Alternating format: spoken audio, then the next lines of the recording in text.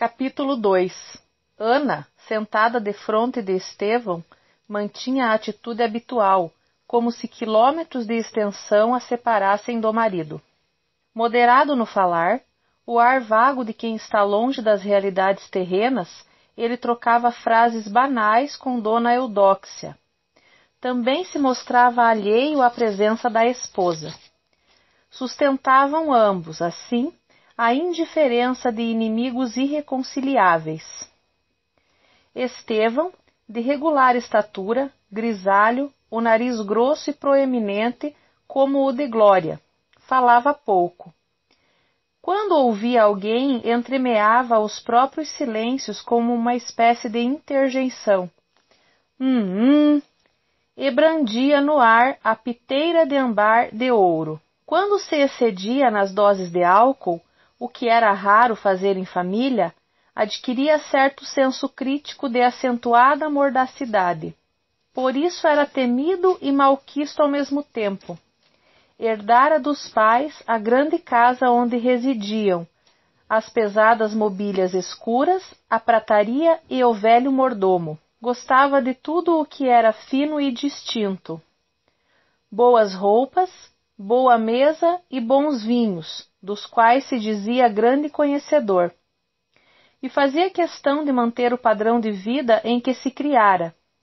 Jogador inveterado e assíduo frequentador de clubes e de prados de corridas, ganhava e perdia fortunas com a mesma impassibilidade. Dizia-se a boca pequena que Estevão Ribeiro de Morres sabia ser caloroso ou frio, animado ou displicente, segundo suas próprias conveniências. Não aprecia a lagosta? Perguntou a vizinha de mesa, que se servia com parcimônia. Dona Eudóxia pareceu não ouvir. Falou qualquer coisa a respeito do tempo. O olhar agudo que Ana arremessou para um lado e outro da mesa era de observação. Ali estavam os nobres representantes das duas gerações dos Noronha e Castro. Ela era Castro, da melhor estirpe portuguesa, com raízes da mourama sarracena dos velhos castelos montados nas altas colinas lusas. Daí, talvez, aquele seu temperamento agressivo em figura de santa. O azul pálido de seus olhos procediam da mistura de sangue irlandês. Implacável quando observava, ela buscava explicações nos menores gestos, nas expressões mais insignificantes. Por isso nunca era otimista, nem feliz. Aprofundava demais os porquês e no fundo das coisas encontrava sempre desilusões. Pretendia conhecer bem as criaturas, o que a deprimia e deixava-lhe invariavelmente num travo amargo no coração. Observou o filho. Sentado à cabeceira da mesa, discutia com as primas a vida noturna da cidade. Ao cruzar o olhar com o de Ana, piscou-lhe um olho malicioso, como se perguntasse: quando terminará esse fastidioso jantar? O coronel Moura perguntou a Soledade na sua voz grave, o tom sério como se desse conselhos, que espécie de adubo usava em sua fazenda. Fazenda? Adiantou ela rindo. Não, coronel, não é fazenda. É apenas um sítio, quase uma casa de fim de semana, na estrada que vai para Campinas. Temos um pouco de tudo. Café também, mas mais para o gasto. Ele quis saber quantos alqueires contava a propriedade. Arnaldo, com a palavra, começou a explicar-lhe o desenvolvimento e valor de suas plantações. E os dois penetraram numa conversa animada acerca de plantios, colheitas, mercado, etc. Uma expressão de enfado no rosto pálido, tia Hortência, que apenas provava a lagosta, ouvia Maria Borges contar uma desgraça. Dizia-se que ela colecionava fatos trágicos, que lia e lhe descrevia, e os soltava na primeira reunião de família. Quanto mais contristados ficavam os rostos dos parentes, mais ela dramatizava e exagerava e repetia as histórias. Eram crianças abandonadas, homens desumanos, mulheres tuberculosas morrendo à míngua de recursos, animais espancados, enfermidades incuráveis, misérias. Mastigando migalhas de pão, a velha tia escutava algo tristíssimo. Sua cabecinha de romance virava-se para cá e para lá, como querendo fugir, aterrorizada e aborrecida ante tanto flagelo. Um momento não se conteve. Fez sinal à narradora para que não prosseguisse. Não, na mesa não, por favor. Então, subitamente melancólica, a mulher de Ernesto Borges calou-se e olhou para o outro lado à procura de outro ouvinte, que não encontrou. Ana ouviu o marido mandar Pedro servir mais champanha. O coronel falava agora de uma viagem que fizera à Índia a fim de comprar zebus. Os copeiros trocavam os pratos rapidamente e em silêncio. As pulseiras de brilhantes de Dona Eudóxia refulgiam mais uma vez aos olhos de Ana, que pensou, essas joias noutra pessoa. Ouviu tia Hortência perguntar à filha dos Moura se em sua fazenda, Paraíso, havia cajueiros, e a resposta veio logo. Havia-os sim, de várias qualidades, os de caju amarelo e os vermelhos, imensos, cheios de sumo, deliciosos. Gosta de cajus? Perguntou a moça numa voz descansada. Se gosto, respondeu a velhinha animada. Ouviu então a moça descrever as cajuadas, as compotas e os doces de caju do Paraíso. Em toda a zona de Morgiana havia os mais saborosos cajus e mangas que conhecia. E acrescentou, em nossa fazenda há tantas frutas que a senhora nem pode imaginar, só vendo. Um dia a senhora irá até lá. Tia Hortência anuiu num leve movimento de cabeça. Sorria, prelibando as gostosuras daquele paraíso. Serviu-se o peru, deitado na baixela dos ribeiros de Morres, inundado de manteiga, tostado de amarelo escuro. Enquanto Dona Eudóxia escolhia fatias brancas debruadas de gordura tenra, Ana ouviu Cristina falando lá da extremidade da mesa. Ah, tio Luciano foi de fato um homem divertido. Era protótipo de um cavalheiro fin de ciel, não era, Glória? Vou contar a história dos ciprestes. Maria Borges fez-se toda ouvidos. Ciprestes? Havia ali algum drama impressionante, por certo. Arriscou umas palavrinhas. Conte logo, então. Cristina bebeu até o fim o conteúdo da flute de cristal e falou. Imaginem que um vizinho desse nosso tio possuía um jardim no qual havia 2 ciprestes belíssimos. Alguns galhos das árvores pendiam para o jardim do tio Luciano, e ele implicou. Disse que aquilo era como residir num cemitério. Um dia pediu ao vizinho, mandasse cortar as 2 árvores. O outro protestou a princípio. As árvores eram suas e tão bonitas. Depois cedeu. Conhecia até que ponto iam as implicâncias do velho. Maria Borges fez um desapontado. Dona Eudóxia perguntou. E o vizinho mandou cortar de fato? Eu não cortaria. Pois mandou. Alguns parentes tentaram convencer tio Luciano do contrário. As árvores eram lindas. Ele achava que representava cemitério? Pois os extrusos viam nelas o símbolo da alegria. Tio Luciano ficou furibundo. Disse que cada qual pensa de um jeito e ele nada tinha a ver com a gente da Eritreia. Não tenho nada com eles, os homens dos ciprestes, falou. Teimou e as árvores foram decepadas. O mais interessante é que ele afetava essa indiferença por piada. Era culto, viajado e até possuía uma bela coleção de vasos etruscos. Não gostava de atormentar o próximo. No fundo, um brincalhão que zombava de toda a gente. Ecoaram risadas entre os convivas. Ana disse consigo: Cristina e Andréia são as criaturas mais interessantes dessa geração da família. Preciosas num jantar de cerimônia como esse. Talvez Arnaldo e Soledade acertaram ao dar educação independente às filhas. Elas me parecem mais simples e naturais do que muita menina criada à moda antiga.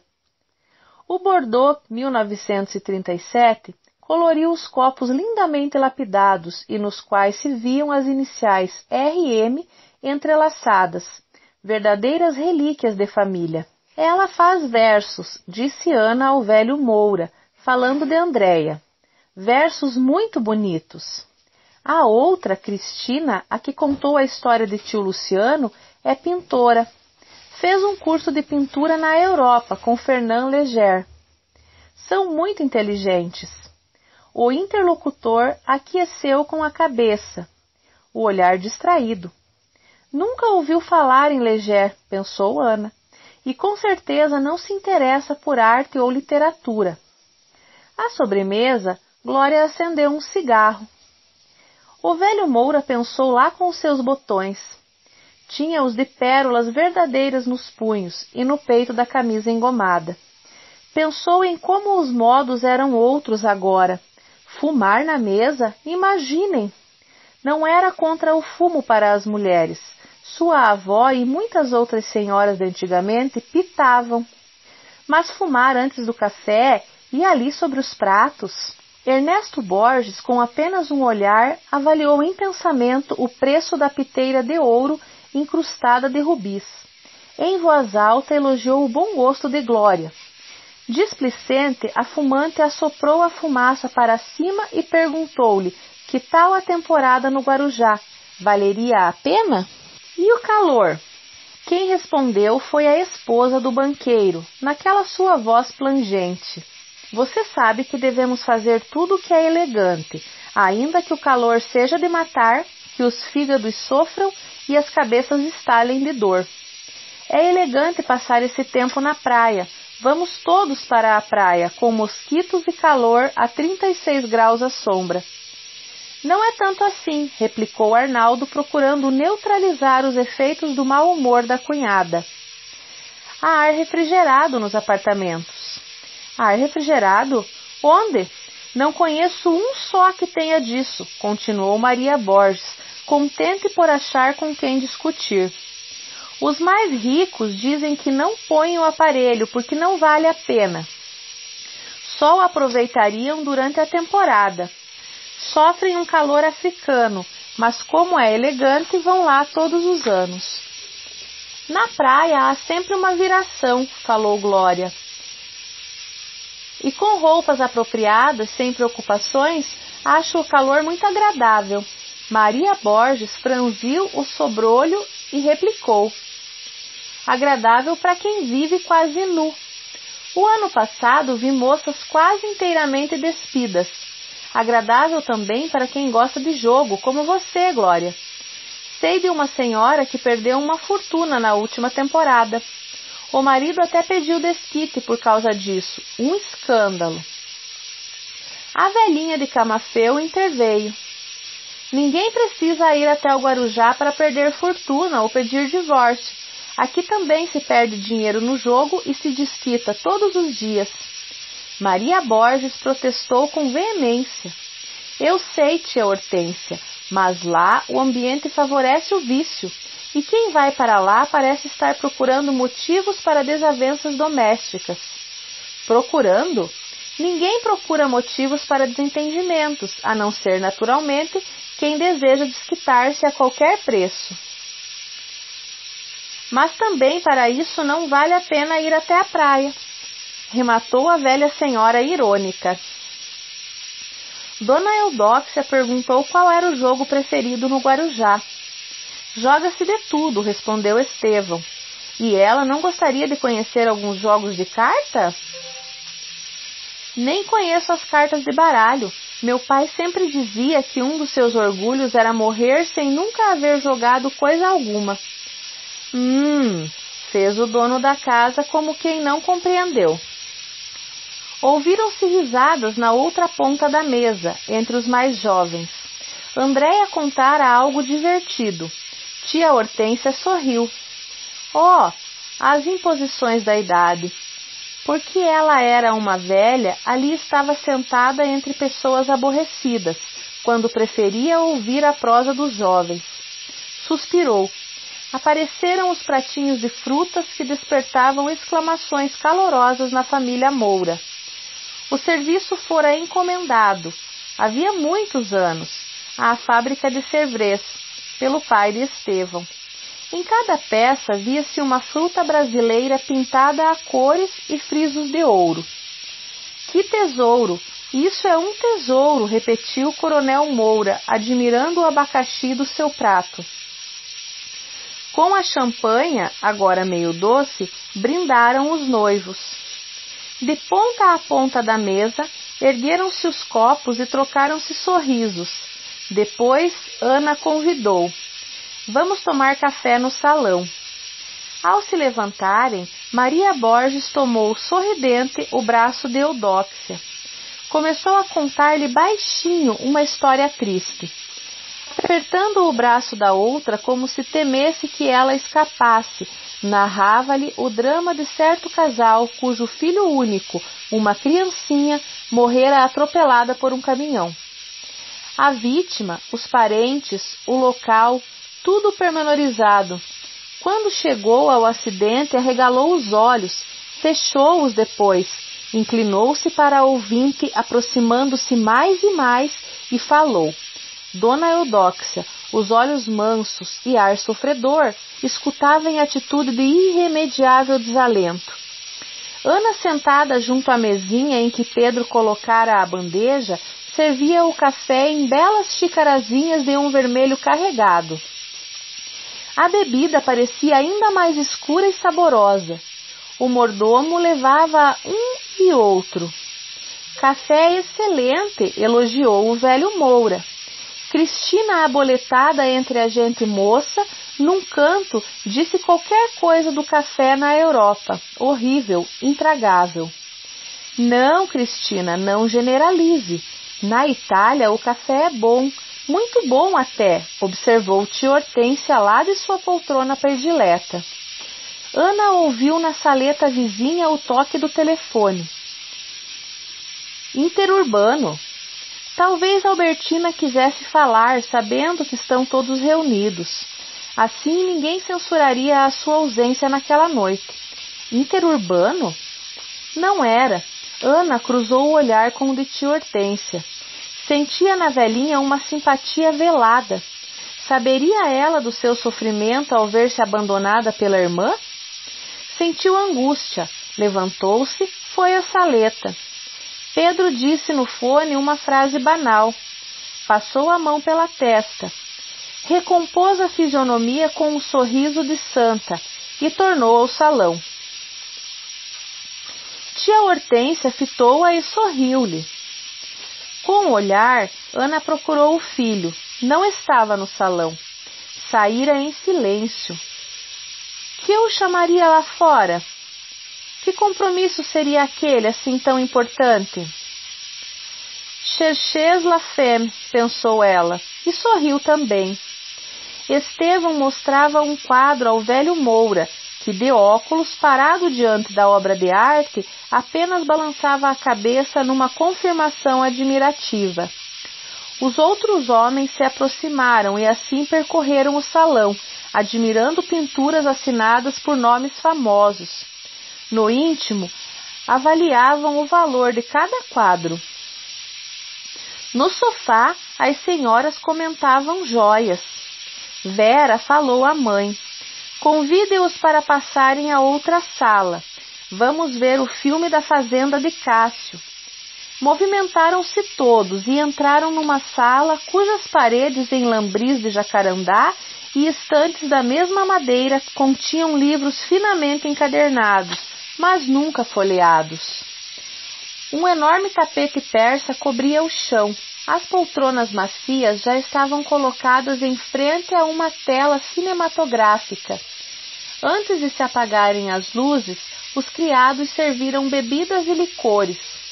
Saboreando um cálice de Contré, a velha de Camafeu perguntou a dona Eudóxia se a fita mostrava a fazenda toda.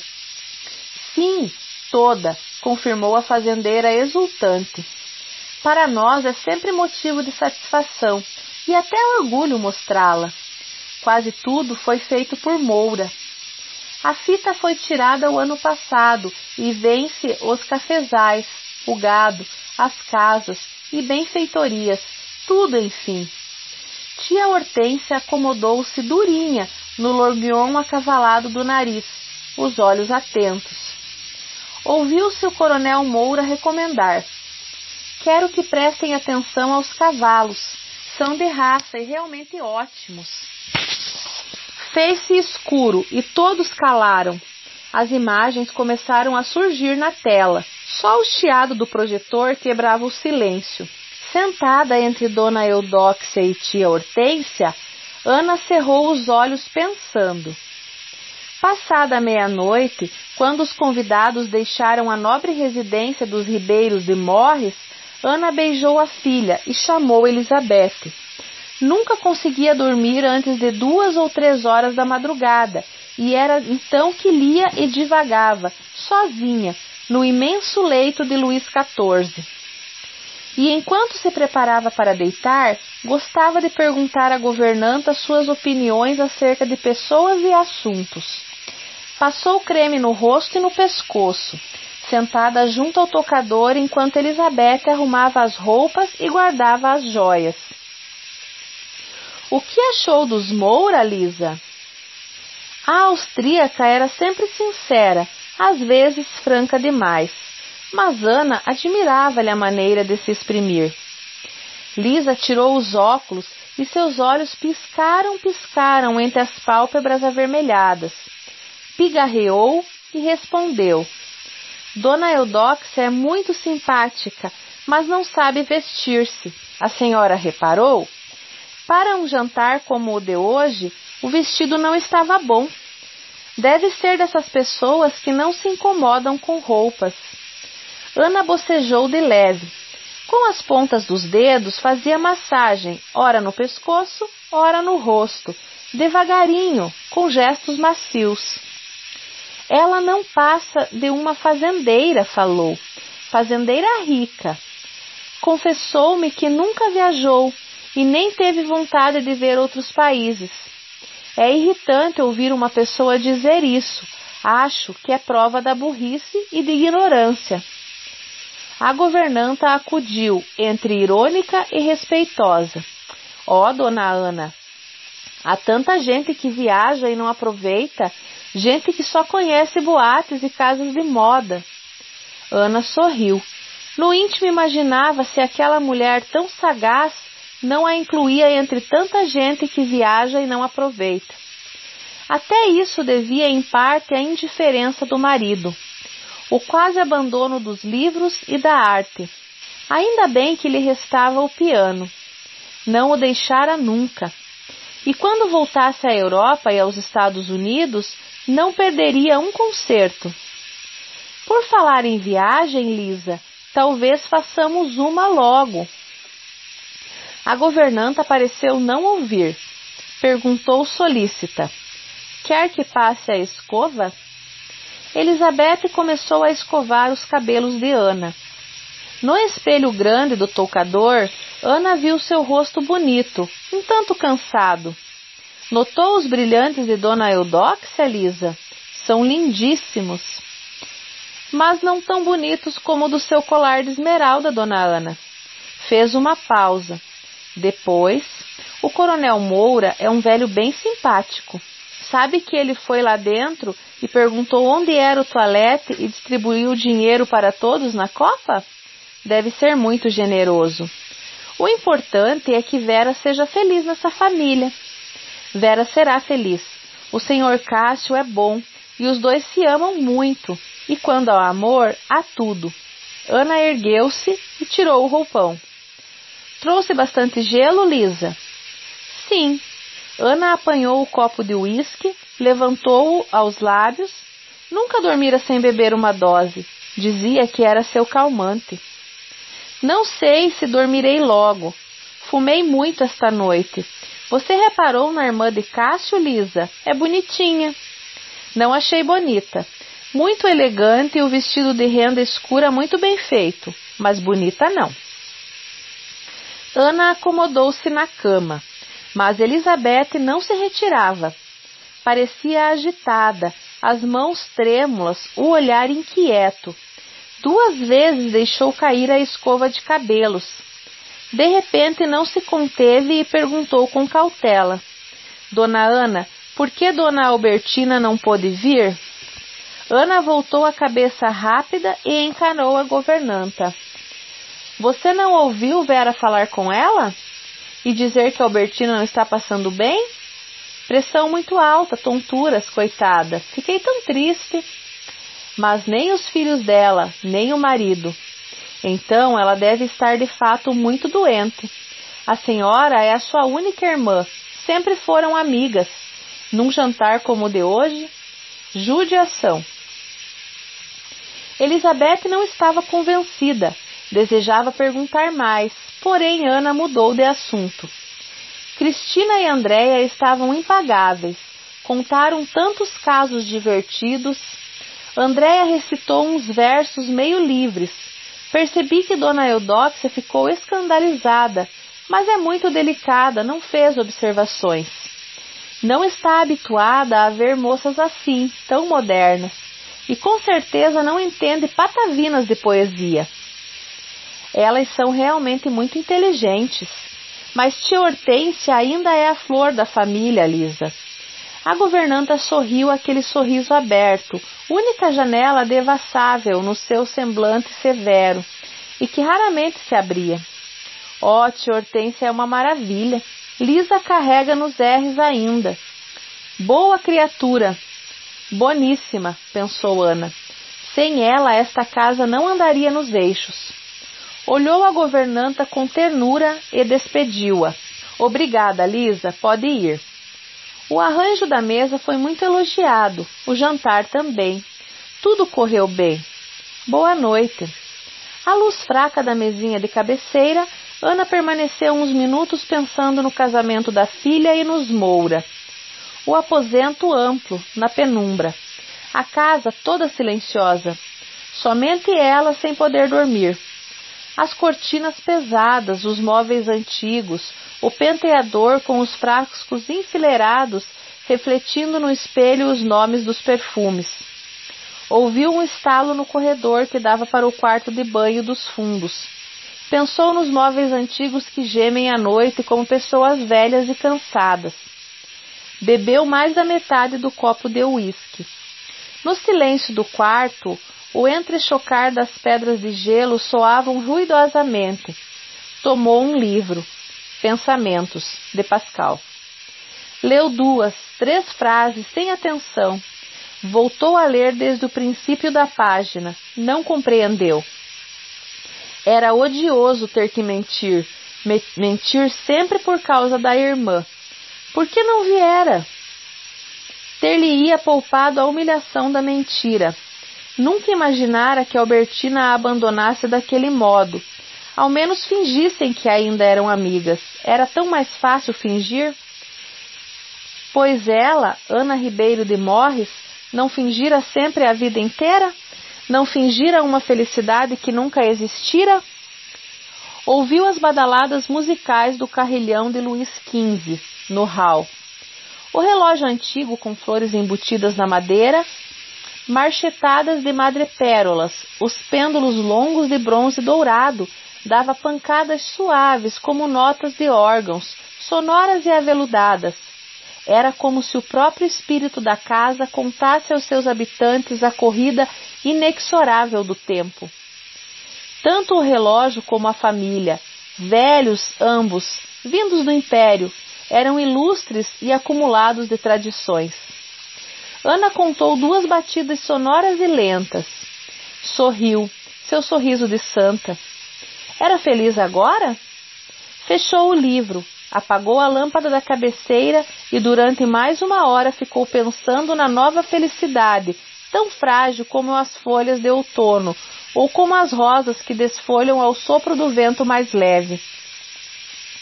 No dia seguinte, Ana chamou Vera ao seu quarto de vestir. Precisavam conversar a respeito do enxoval e marcar a data do casamento. Vera apareceu envolta num roupão amarelo claro, estremunhando, assustada. — Bom dia, mamãe. — O que há? Você me chamou tão cedo?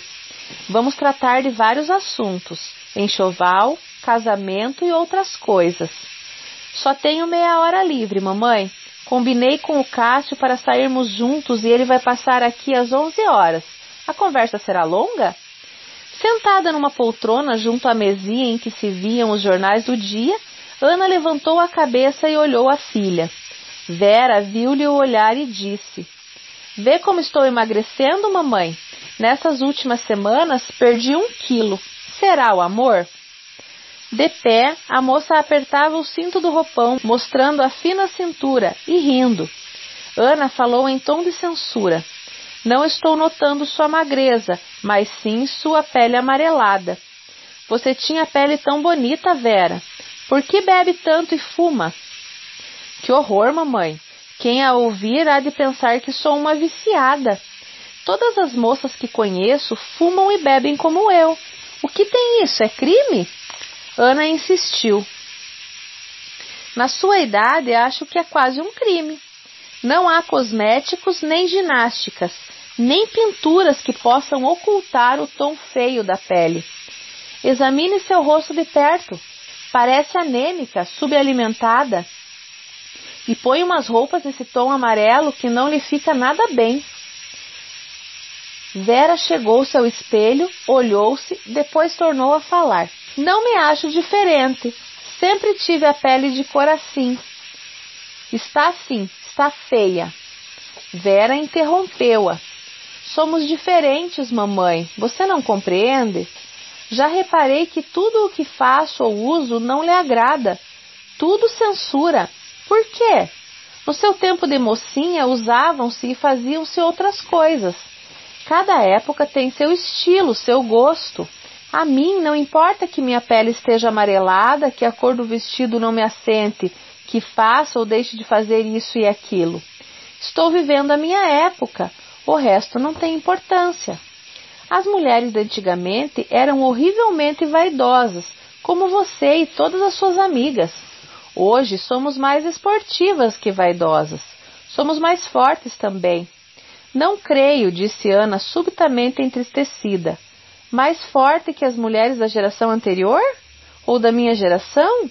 Impossível. Lembre-se de que suas avós acompanhavam os maridos para abrir fazendas nos sertões, viajavam léguas a cavalo sem conforto algum e criavam muitos filhos. Foram elas que abriram e formaram essas fazendas que vocês hoje adoram e onde encontram boa casa, luz elétrica, banheiro, piscina. Mas naquele tempo, coitadas, elas viviam sem conforto, rudemente. Eram mulheres fortíssimas. Ora, mamãe, hoje não abrimos fazendas porque não precisamos, mas você pensa que se o Cássio fosse para o sertão eu não iria? Ah, se iria! Havia um laivo de triunfo em sua voz. Ana sorriu com ironia. Você? Engana-se. Não iria. Nem você nem suas amigas teriam forças para passar pelo que nossas avós passaram. Moça, quando se casa hoje, quer casa, automóvel, geladeira, numa cidade grande e bem confortável. Vera protestou. Você mesmo contou, mamãe, que quando era mocinha, às vezes desmaiava na igreja. Olhe para mim. Tenho cara de desmaiar? Você mesma conta que nossa tia não podia comer coisa alguma nos bailes porque o colete estava apertadíssimo. Ela não poderia chupar uma bala sequer. E eu? Como o que quero, bebo todos os dias, 2, 3 uísques, danço a noite inteira e não sinto nem dor de cabeça. Somos muito mais fortes. Encararam-se um instante. Ana não se deu por vencida. Não, não são mais fortes. Talvez gostem mais de esporte e façam mais exercícios. Mais fortes não. Eu desmaiava na igreja porque ia à missa em jejum, e minha tia se apertava tanto porque era gorda e queria parecer magra. Apertava-se tanto que não podia comer.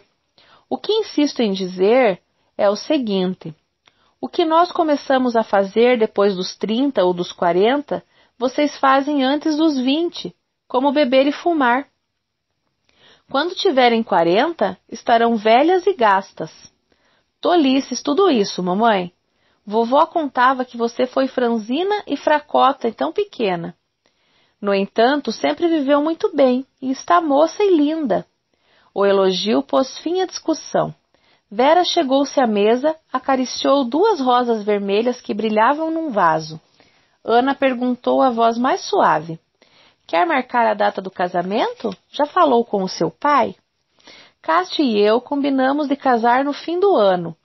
Ainda não falei com o papai. Ele concordará, tenho certeza. E você? Por que não se casam antes, em junho? Ora, mamãe, por que tanta pressa? Quer ver-se livre de mim? Ana ficou séria. Que ideia, Vera. Estava brincando, mamãe.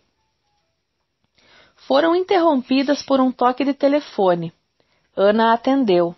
Vera viu-a vacilar, depois responder com frases curtas. Está bem, mais tarde. Compreendi. Até logo.